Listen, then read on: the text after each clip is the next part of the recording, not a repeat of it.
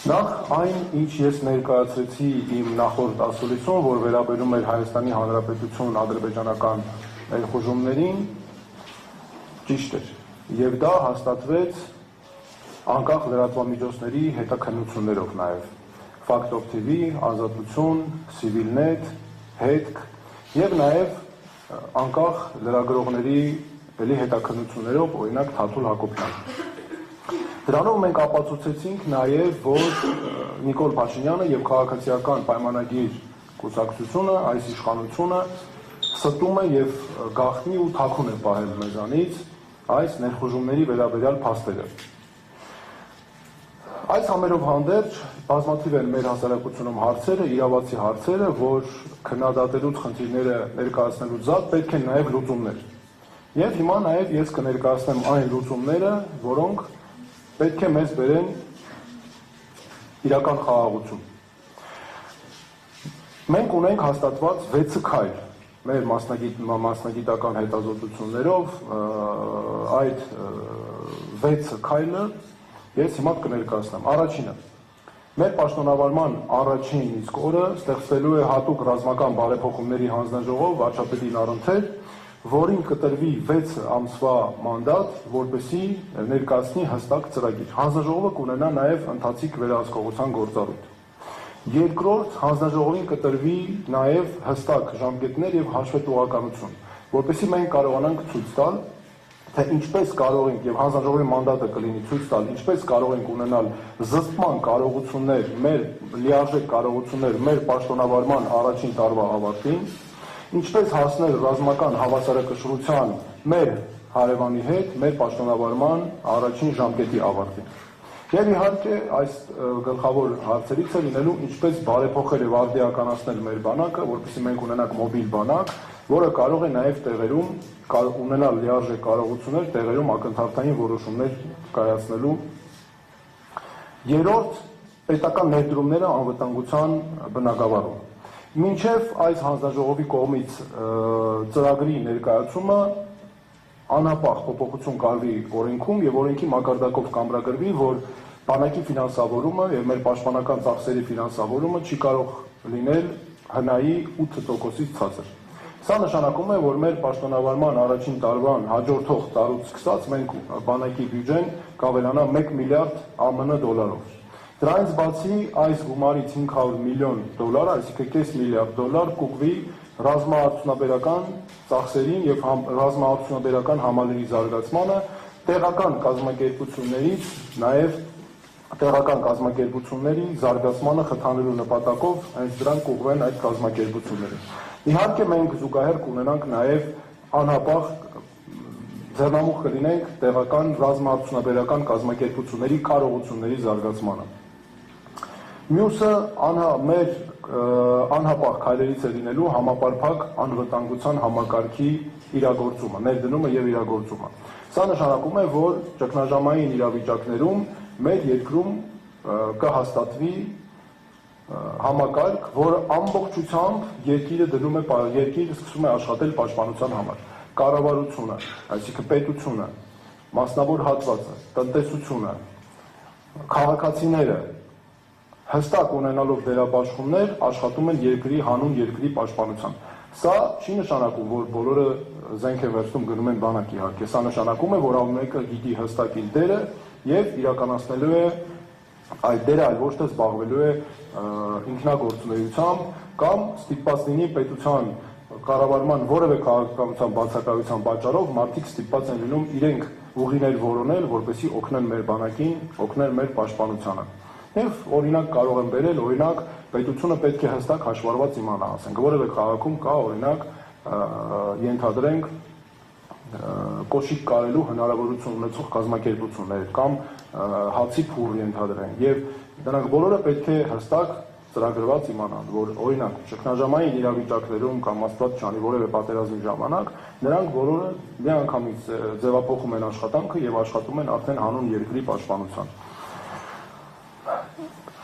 Քայլ 5-րդ ճշմարտություն եւ պատասխանատվություն։ Մեր իշխանության գալուց անմիջապես հետո հրապարակելու ենք երկու կարևորագույն զեկույցներ։ 2016 թվականի քարորյա պատերազմի վերաբերյալ ազգային ժողովի քննիչ հանձնաժողովի զեկույցը, որն այդպես էլ չհրապարակվեց, եւ 2020 թվականի 44-օրյա պատերազմի վերաբերյալ զեկույցը։ Ակնհայտ է, որ հատկապես 2020 թվականի 44-օրյա պատերազմի զեկույցով այս իշխանությունը փորձում է թաքցնել իր ձախողումները, մեր հասարակությունում կան բազմաթիվ հարցեր, եւ այդ հարցերի մեր հասարակությունն ունի իրավունք ստանալու այդ հարցերի պատասխանները եւ մենք դա լիարժեք կապահովենք։ Մյուսը 6-րդ կետը խելամիտ սահմաններ եւ թվային պաշտպանություն։ Մենք զարկ ենք տալու ժամանակակից բանակի կառուցմանը ժամանակակից տեխնոլոգիաներով, մարդկային նաեւ ներուժի հնարավորինս նվազ ներգրավման, բայց լիարժեք սարքավորումների, արհեստական բանականության, նաեւ սարքավորումների օգտագործման։ Այստեղ շատ կարևոր է բանակի հետախուզական կարողությունների զարգացումը, որը մենք պետք է շեշտադրենք անպայման, որպեսզի նաև դա անվտանգության համակարգի հիմքերում լինի։ Մեզ համար անհրաժեշտ է, որպեսզի եռաշերտ համակարգ այստեղ գործի։ Ավտոմատ վաղ ազդարարում եւ ավտոմատ հայտնաբերում, իրական ժամանակում ազդանշան եւ արագ արձագանք։ Սրանից զատ մենք նաև բնականաբար բարձրացնելու ենք մեր զինվորականների նկատմամբ վերաբերմունքը եւ արժանապատիվ վերաբերմունք, որ ոչ թե սպան դիտվի, ինչպես այս իշխանության օրոք է, զինվորականը սպան դիտվի որպես բեռ, սոցիալական բեռ, այլ մեր պետության կարևորագույն հենասյուներից։ Եվ առհասարակ սա պետք է լինի մեր բանակի նկատմամբ վերաբերմունքը։ Մեզ համար կարևորագույն նպատակներից է սահմանների անառիկ պահելը, Հայաստանի պետական սահմանների, եւ դրա համար մենք այնպես ենք վերափոխելու երկրի պաշտպանության համակարգը, որպեսզի կատարվի այդ խնդիրը,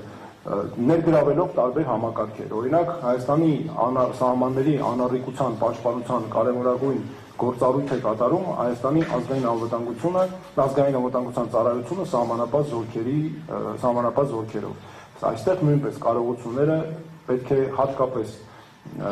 սահմանների անառիկ պահելու հետ կապված ուժեղացվեն։ Այս ամենը Նիկոլ Փաշինյանը կարող էր եւ պարտավոր էր անել 2020 թվականի նոյեմբերից 10-ից սկսած, որպեսզի բարձրացներ մեր պետության պաշտպանության ծծման կարողությունների մակարդակը։ Բայց իհարկե ամբողջությամբ ձախողել է այս խնդիրը։ Նաև թույլ տվեք հատուկ ասել, որ մենք համագործակցելու ենք, լայն համագործակցություն ենք ապահովելու նաև արտասահմանյան մեր գործընկերների, արտասահմանյան բանակների հետ։ Արևելքի, արևմուտքի, բայց հատկապես նաև Ֆրանսիայի եւ Ամերիկայի Միացյալ Նահանգների համակարգերի հետ։ Մենք ապահովելու ենք նաև լիարժեք համագործակցություն մեր Սփյուռքի հետ։ Մենք բազմաթիվ Սփյուռքի հզոր հայրենակիցներ ունենք, մարդիկ ունենք, որոնք աշխատել են, աշխատում են որպես փորձագետներ բանակի ռազմական հարցերի կամ անցել են օրինակ արդեն թոշակի, բայց իրական բարձրակարգ մասնագետներ են, մենք նրանց նույնպես պարտադիր հրավիրելու ենք, եթե պետք լինի նաև վճարովի համակարգով իհարկե արտասահմանյան նաև խորհրդատուների աջակցությանն ենք դիմելու։ Եվ նաև այստեղ է սա եւս մի ոլորտ է, որը Նիկոլ Փաշինյանի հակասփյուռքյան քաղաքականության պատճառով նույնպես ձախողված է եւ հնարավոր խանգարում է, հնարավորություն չի տալիս, որպեսզի մենք լայնորեն ներգրավենք մեր Սփյուռքի հայրենակիցներին նաև այս հարցերին։ Հիմա մի կարևոր հարց։ Եկեք հասկանանք, թե ինչու է Նիկոլ Փաշինյանի կառավարությունը նահանձամբ ձախողել մեր բանակի արդիականությունը եւ երկրի պաշտպանությունը։ Այստեղ մեկ հարց կա, նրանց ծրագիրը մեկն է։ Ես դա կոչում եմ ռազմավարական անկարողություն կամ ստրատեգիական անկարողություն։ Սա նշանակում է ոչինչ չանել 6 տարվա մեջ, որպեսզի պաշտպանության հավասարակշռություն ապահովի քո հակառակորդի հետ։ Խոսքը վերաբերում է քաղաքական, իրավական, դիվանագիտական եւ կոնկրետ դեպքում իհարկե պաշտպանության հնարավորություններին։ Ակնհայտ է, որ Նիկոլ Փաշինյանը եւ ՔՊ-ն չեն հասկանում, որ Ադրբեջանի պես պետությունը զիջելու դեպքում միայն նոր ագրեսիաներ է հրավիրում եւ այդ պետությունը դիտարկում է պատերազմները որպես իշխանությունը պահելու գործիք, որի հետևից հիմա գնում է ակնհայտորեն այս իշխանությունը, որ զիջումները միայն բերելու են պատերազմի։ Եվ դրա լավագույն ապացույցը, ես ուզում եմ այստեղ կարևոր ընդգծել, դրա լավագույն ապացույցը 2020-ից 2024 թվականներին իրենց կատարած Ադրբեջանին տված բոլոր զիջումների արդյունքում միևնույն է այն իրական սպառնալիքներ, որ Ադրբեջանը նախատեսել էր 2025 թվականին հարձակվել մարտին, հարձակում գործել Հայաստանի Հանրապետության նկատմամբ։ Մասնավորապես ես ուզում եմ նաև մեջբերել այս կառավարության հետ համագործակցող, նաև նրանց աջակցող գիտնականներից մեկին, օրինակ պարոն Նևսես Կոպալյանը, IVN հայտնի պարբերականում տված հարցազրույցում հատուկ ընդգծել էր, որ մարտի սկզբին Ամերիկայի Միացյալ Նահանգների հետախուզությունը բազմաթիվ, ինչպես նաև պաշտոնյաներ, ունեին տվյալներ հիմնավոր, որ Ադրբեջանը պատրաստվում էր հարձակում գործել Հայաստանի Հանրապետության նկատմամբ, մասնավորապես Սյունիքի նկատմամբ։ Ակնհայտ էր, որ այդ ժամանակ Ամերիկայի Միացյալ Նահանգների միջնորդական առաքելությունը, նրանց ներկայացրած թրիփը պարզապես փրկեց այս իրավիճակը եւ ԿՓ-ին նաեւ կարելի ասել, դե իհարկե նաեւ մեր երկրի համար էր նաեւ խաղաղության այս գործընթացը ապահովեց եւ թույլ չտվեց հետագա, այսինքն հիմքեր դրեց եւ թույլ չտվեց, որպեսզի Ադրբեջանը հարձակվի մեր երկրի վրա։ Հիմա եկեք հասկանանք, որ ռազմավարական անկարողությունն է նրանց պատճառը, որ 6 տարի անց դեռ չեն կարողացել ստեղծել մեզ համար, մեր երկրի համար զսպման կարողություններ։ Սա ժամանակահատված է, որը երկրորդ համաշխարհային պատերազմի տևողությունից էլ ավել է։ Ակնհայտ է, որ նրանք չունեն թե անձնական, թե քաղաքական կամք ու կարողություններ այս խնդիրը լուծելու։ Եվ այս ձախողված քաղաքականությունը ակնհայտ բացասական է ազդում մեր երկրում քաղաքական համակարգի, ներքին գործընթացների վրա, նաև խոսույթի վրա, եւ պարակտում է մեր հասարակությունը շարունակաբար։ Եկեք մեկ օրինակ բերեմ Սահմանադրական հանրաքվեի օրինակը։ Ակնհայտ է, որ Սահմանադրական հանրաքվեն Իլհամ Ալիևի հանրաքվե է։ Եվ ակնհայտ է, որ Նիկոլ Փաշինյանը այդ զիջումը անում է այս ձախողված քաղաքականության պատճառով։ Իրեք խաղաղությունն ու անվտանգությունը սրտիկներով ու պաչիկներով չի եւ օրը 5 անգամ խաղաղություն գոռալով չի, որ կարող են դրանով անվտանգություն ապահովել։ Ես ուզում եմ հատուկ մեկ բան ընդգծել։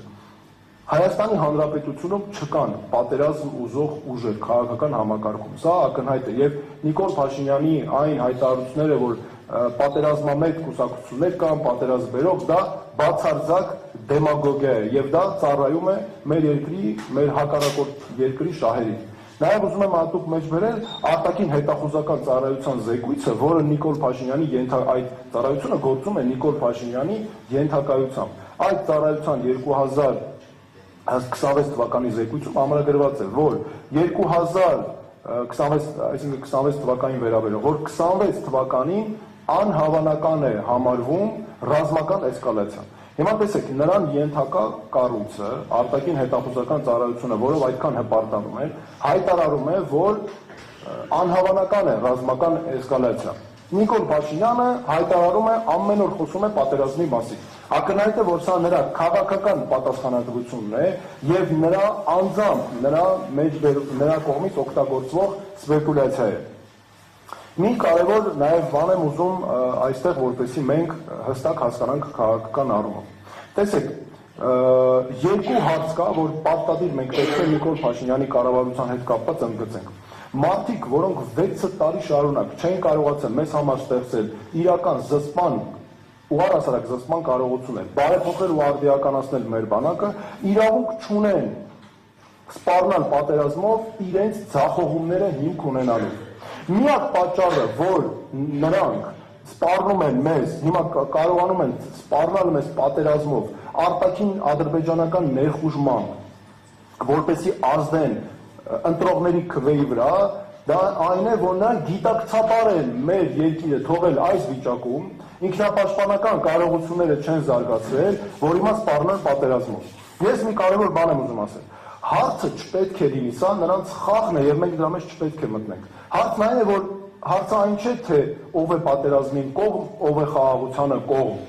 Բոլորը խաղաղության կողմ են։ Հարցը այն է, թե դուք ինչու եք ձախողել մեր երկրի պաշտպանության ու անվտանգության համակարգը։ Եվ այստեղ ես 3 հարց եմ նրանց տալիս։ Առաջին, եթե դուք վախենում եք մեր երկրի համար զսպման ու զսպման կարողությունները զարգացնել, բանակը արդիականացնել, դուք պետք է հեռանաք։ Եթե դուք չեք կարողանում մեր երկրի համար կարողություններ ու զսպման կարողությունները ամրապնդել ու բանակը արդիականացնել, դուք պետք է հեռանաք։ Եթե դուք կարծում եք դա հնարավոր չէ, դուք նորից էլի պետք է հեռանաք։ Այս բոլոր հարցերի պարագայում ակնհայտ է, որ էլի պատճառը խորքային այդ ձախողումն է, եւ սա շատ կարեւոր է, եւ նրանք հիմա ուզում են այդ ձախողումները թաքցնել նրա տակ, որ թե ով է խաղաղությանը դեմ, ով է պատերազմին կողմ։ Եվ անվտանգության համակարգի հետ կապված մի կարևոր նաև հարց եմ ուզում ընդգծել։ Անվտանգությունը մեր ամենակարևորագույն խնդիրներից է անվտանգության ապահովումը, որովհետև մենք արդեն ունեցանք օրինակ, երբ երասխում Նիկոլ Փաշինյանը գործարան էին ստեղծում կամ հիմնում, ադրբեջանական մի քանի կրակոցների պատճառով ու սպառնալիքների պատճառով տեղափոխեցին այդ գործարանը։ Այս նրա արդյունքն է, որ մինչև հիմա մեր երկրի անվտանգության ու պաշտպանական կարողությունները ձախողել են նրանք եւ որևէ զարգացում մենք այստեղ չունենք։ Եվ դրա համար, որ ես Նիկոլ Փաշինյանին հրավիրում եմ բանավեճի, եթե ինքը վախենում է գալ, կարող է, չգիտեմ, ով է իրենց մոտ պատասխանատու այս հարցերում, թե նրանք էլ ամբողջությամբ ձախողած են։ Իմ այդ բանավեճի բովանդակային կողմը ակնհայտ է, որ նրանք չեն կարողանալու ապահովել, որովհետև ձախողումների արդյունքը ամբողջությամբ սա է։ Գիտեք, եւ նաեւ ուզում եմ ես հստակ եզրահանգում անել, այսպեսի նաեւ նշելով, որ խաղաղությունն ու անվտանգությունը կառուցվում են բազմաթիվ գործոնների հիման վրա եւ հիմքեր ունեն։ Սկսած տնտեսական աճից, դիվանագիտությունից, քաղաքականությունից, մինչև իրավական հարցեր։ Բայց այս ամենը մեր անվտանգության համակարգի հիմքերն են, որոնք պետք է խարսխված լինեն մեր ռազմական կարողությունների վրա, սա շատ կարևոր, մեր պաշտպանական կարողությունների վրա, եւ դրանք մենք պետք է կոչենք զսպման կարողություններ։ Ինչու զսպման կարողություններ, որ որևէ երկիր մեր վրա հարձակվելուց առաջ 10 անգամ ավել մտածի, որ հարձակվի թե չէ, որովհետև դա իր վրա շատ ավելի ծանր է նստելու, որ ստիպի նրան մտածել ու չհամարձակվի մեր երկրի վրա որևէ անգամ մտքով անցկացնել նման հարձակում կամ ագրեսիա։ Այնպես որ մեզ պետք է արդյունավետ ինքնապաշտպանություն, արդյունավետ կարողություններ պաշտպանության եւ դա կարող ենք անել իմ ներկայացրած նաեւ մեր թիմի մշակած, իմ ներկայացրած ծրագրի հիման վրա։ Եվ այն, որ այսօր նրանք այս 10 օրը ինչ անցել են մեր ժողովրդին սպառնալուն, պատերազմով, շանտաժի ենթարկելով մեր ժողովրդին, սա է, որ հենց պատճառը նրանում է, որ ձախողած է ամբողջ այս խնդրի լուծումը, դրա համար էլ նաև կարողանում են դրա մասին խոսալ։ Եվ ես նաև հստակ ուզում արձանագրել, որ իրականում իրական փոփոխությունների ժամանակը պետք է գա, այդ արդարությունը կարևոր է, որ գալիս է եւ իրականում ապահովելու է մեր երկրի համար թե անվտանգություն, թե խաղաղություն։ Շնորհակալություն, հիմա պատրաստ եմ հարցերի պատասխանելու։ ABC Media Սադամակարյան, պարոն Թաթյան, դուք ձեր խոսքում նշեցիք նաև, որ Նիկոլ Փաշինյանը շրջում է Հայաստանում եւ քաղաքացիների պատերազմում սպառնում։ Նախ ասում է, որ ընդդիմությունը իշխանություն գալու պարագայում չի շարունակելու իրենց խաղաղության օրակարգը։ Դուք շարունակել եք Նիկոլ Փաշինյանի խաղաղության օրակարգը, թե ձերն ունեք եւ որն է ձեր խաղաղության օրակարգը եւ պատերազմի մասին տեղեկություններն ըստ որտեղից Փաշինյանին եւ այստեղ ազգային անվտանգության ծառայությունն առնվազն անելիք չունի։ Շնորհակալություն հարցի համար։ Նիկոլ Փաշինյանը պարզապես շանտաժի է ենթարկում մեր ժողովրդին եւ շահագործում է, օգտագործում է վախերը։ Ակնհայտ է եւ ես նաեւ սրա մասին հայտարարել եմ, որ նա օգտագործում է մեր մայրերի վախերը, մեր հասարակությունում է վախ տարածում եւ բայց իրական պատճառը նրա ձախողումներն են։ Հիմա եկեք հասկանանք, թե մեր հետ կապված օրինակ մենք ինչպես ենք արդյոք այդ պատերազմ քարոզելը ինչով է կամ վերաբերում է մեզ թե ոչ։ Հիմա ես հստակ մի քանի կետով ուզում եմ նշել։ Առաջինը, մենք ասում ենք, որ խաղաղության համաձայնագիրը Ադրբեջանի նախագահի կողմից ստորագրվելու դեպքում մենք էլ պատրաստ ենք ստորագրելու։ Ես ասում եմ, որ մենք հայտարարում ենք, որ TRIP-ը մեզ համար խաղաղություն ապահովող փաստաթուղթն է այս իրավիճակում։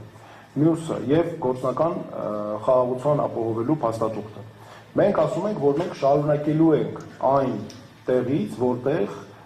այն բոլոր հարթակներում, որտեղ կանգնելու է այս իշխանության քաղաքականությունը, այսինքն ոչ թե հայտարարում ենք, որ մենք սկսելու ենք մեր զրոյական կետից, ինչպես նայել ասում ժամանակին ու դրա համար է նաև ձախողումները բերեց։ Եվ ուզում եմ հիմա այսքանից հետո Նիկոլ Փաշինյանը բացատրի, թե որտեղ է այստեղ պատերազմը, ինչպես է նա օրինակ փորձելու ասել, որ սա պատերազմի քարոզ է։ Եվ մեկ բան է, ինչով ենք մենք տարբերվում Նիկոլ Փաշինյանից։ Մենք հստակ ասում ենք, որ մեր անվտանգության ու խաղաղության հիմքը մեզ համար ունենալն է արդիականացված ուժեղ հզոր բանակ զսպման կարողություններով։ Հիմա ասեմ այդ զսպման կարողությունները որտեղից է ինչի նաև հիմք ունի։ Տեսեք, այս վերջերս մեր հանրապետություն այցելած Ամերիկայի Միացյալ Նահանգների